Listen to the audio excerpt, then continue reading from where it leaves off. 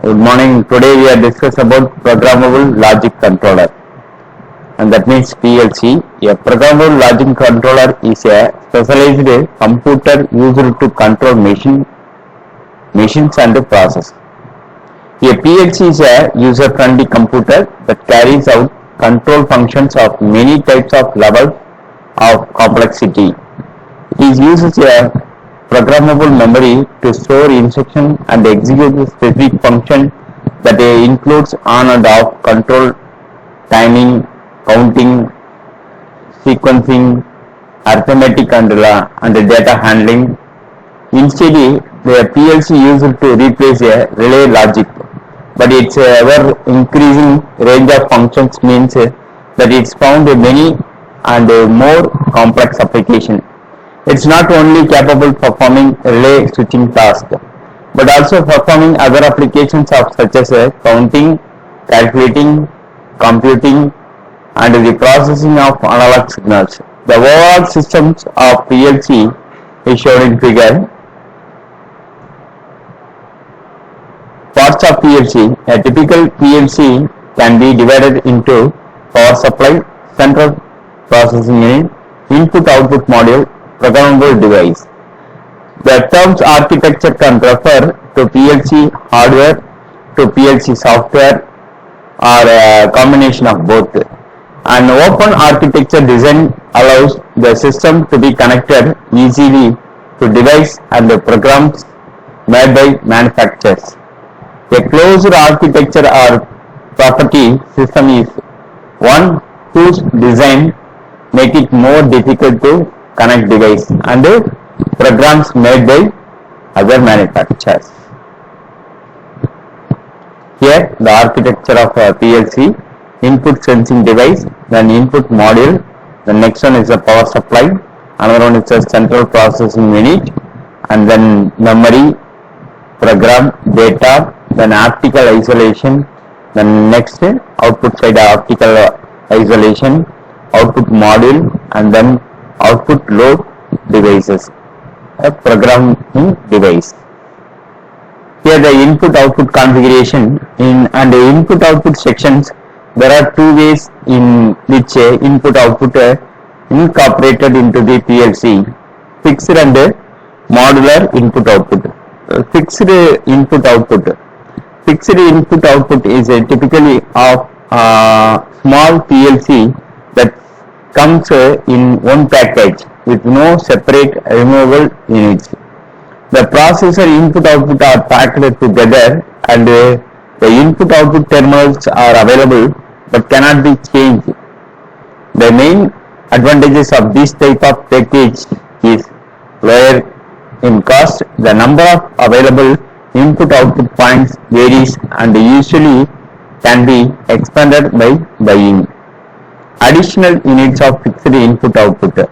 Disadvantages of input-output is a lack of flexibility, and also for some models, if any part in unit fails, the whole unit has to be replaced. Then second, modular input-output. Modular input-output divided by compartments into which separate modules can be plugged. The features greatly increases your options and the unit's flexibility. You can choose from all the modules available and mix them in any way you desire. When the module slides into the rack, it makes electrical connections with a series contacts called backup plane.